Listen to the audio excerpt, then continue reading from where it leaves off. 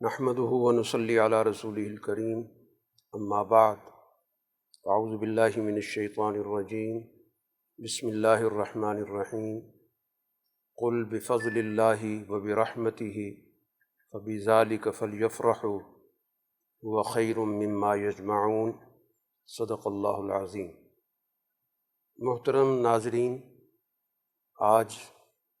عید الفطر کی مسرت اور اس کی خوشی منانے کا دن ہے۔ عید الفطر در حقیقت اپنے اندر بہت سارے ہمارے سوچنے کے پہلو بھی رکھتا ہے۔ عید الفطر ہماری خوشیوں کے اظہار کا ذریعہ ہے، خاص طور پر اس پس منظر میں کہ اس سے پہلے ماہ رمضان المبارک کی سعادتیں ہمیں حاصل ہوئیں اور جس میں امت مسلمہ نے ایک بڑے بنیادی فریضے کا اہتمام کیا۔ روزے کی صورت میں اللہ تعالیٰ کی خوشنودی کا حصول اور اسی طرح قیام اللیل کی صورت میں اللہ تعالیٰ سے جو تقرب ہے اس کو انہوں نے حاصل کرنے کی محنت کی۔ روزے کی عبادت کے ذریعے در حقیقت ہمارے اندر ان اخلاق کو پیدا کرنے کی کوشش کی گئی کہ جن کے ذریعے ہم ایک طرف اپنے دلوں میں اللہ تعالیٰ کے سامنے پیش ہونے کے احساس کو مضبوط کریں، اپنے اندر ایک سچی للہیت پیدا کریں، اللہ سے اخلاص کا تعلق اس کو ہم زیادہ سے زیادہ مضبوط بنائیں۔ تو دوسری طرف اس کے ذریعے ہمارے اندر بہت سے ایسے اخلاق پیدا کرنا مقصود تھا جن کے ذریعے معاشرے کو زیادہ سے زیادہ فائدہ حاصل ہو۔ یہ اخلاق انسان دوستی کے اخلاق ہیں، ہمدردی کے اخلاق ہیں،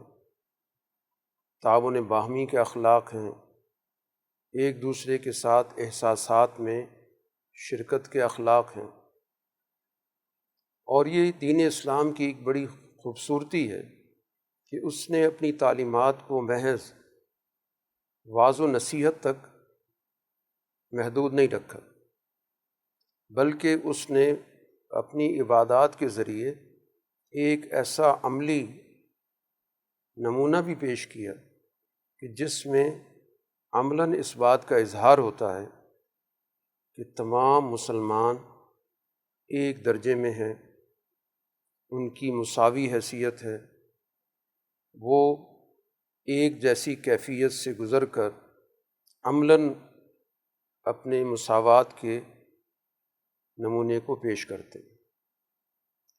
تو بہرحال ماہ رمضان کی سعادت حاصل ہونے کے بعد یہ انسانی فطرت کا بھی تقاضا تھا کہ وہ اس موقع پر اپنی خوشی کا اظہار کرے، اور دین اسلام نے پھر باقاعدہ اس کو ایک دن کے ساتھ تعین کر کے اور اس کو عید الفطر کا عنوان دیا کہ اب ہمیں گویا ایک خوشی کا احساس ہو رہا ہے کہ ہم نے اللہ کے حکم کو پورا کیا اور ہم اس عبادت میں اللہ کے سامنے اپنے آپ کو پیش کرنے میں کامیاب ہوئے۔ تو اب ہمیں باقاعدہ حکم دیا گیا کہ تم اپنی اس خوشی کا اظہار کرو۔ اب اس خوشی کا اظہار بھی ہمیں اجتماعی صورت میں سکھایا گیا۔ جب یہ عید الفطر کو ہم نماز عید کے ذریعے شروع کرتے ہیں، ایک بہت بڑا اجتماع جس میں تمام افراد ایک دوسرے کے ساتھ ہم آہنگ ہوتے ہیں، ایک صف میں شریک ہوتے ہیں، اور ایک اجتماعی نماز کا پورا نظم و ضبط ہمارے سامنے آتا ہے۔ اسی وجہ سے نماز عید انفرادی طور پہ ادا نہیں ہوتی، اس کا کوئی تصور نہیں، یہ اجتماعی شکل میں ہی ادا ہوتی۔ تو ایک اجتماعی عمل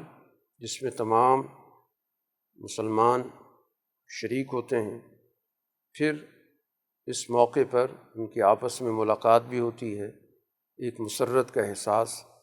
سب کے دلوں میں ہوتا ہے، تو ایک معاشرتی مساوات کا ہی سب سے بہترین نمونہ ہمارے نماز کا نظام ہے۔ اسی کے ذریعے گویا کہ ہم نے عید کے دن کا آغاز کیا، اور پھر اس کے بعد صدقہ فطر کی عبادت ہم پہ واجب کی گئی کہ رمضان المبارک کے اختتام پر اس مالی عبادت کے ذریعے ہم کمزور لوگوں کی مدد کریں، ان کو اس قابل بنائیں کہ وہ بھی ان مسرتوں میں دوسروں کے ساتھ شریک ہو سکیں۔ تو یوں گویا کہ مجموعی طور پر عید الفطر ایک اپنے اندر اپنائیت کا، مساوات کا، اجتماعیت کا، باہمی تعاون کا، ایک دوسرے کے ساتھ شراکت کا یہ احساس رکھتا ہے۔ خاص طور پر جس ماحول میں ہم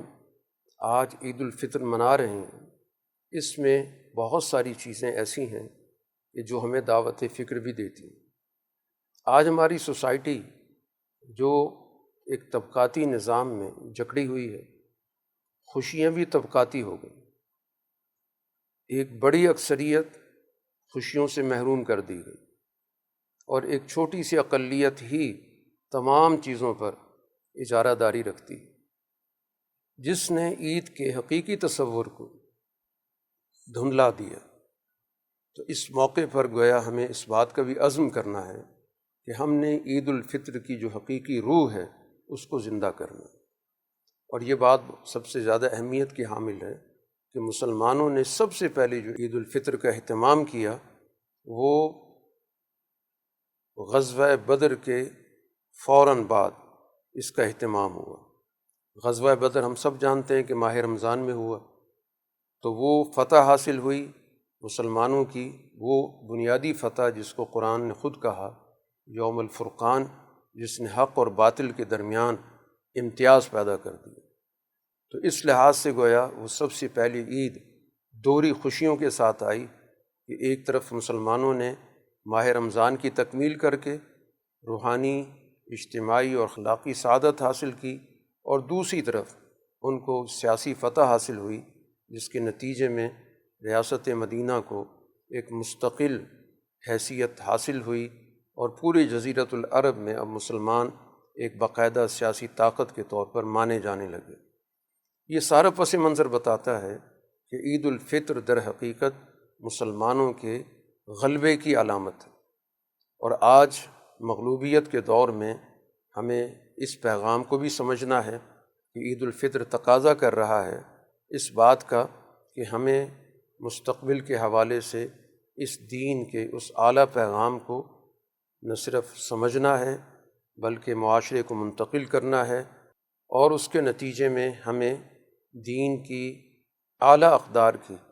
یہ جدوجہد کرنی ہے، ان کے غلبے کے لیے جدوجہد کرنی ہے، تاکہ یہ سوسائٹی امن کی سوسائٹی بنے، عدل کی سوسائٹی بنے، معاشی خوشحالی کی سوسائٹی بنے، باہمی یگانگت کی سوسائٹی بنے، اور ان تمام خرابیوں سے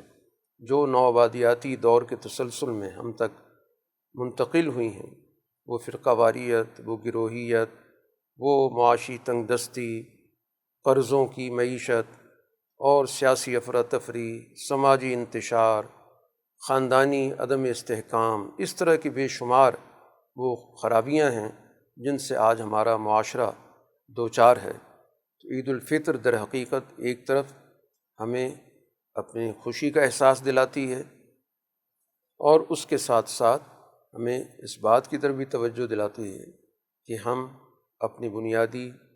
دینی سماجی ذمہ داریوں کو بھی سمجھیں اور اس کے مطابق اپنا کردار ادا کریں۔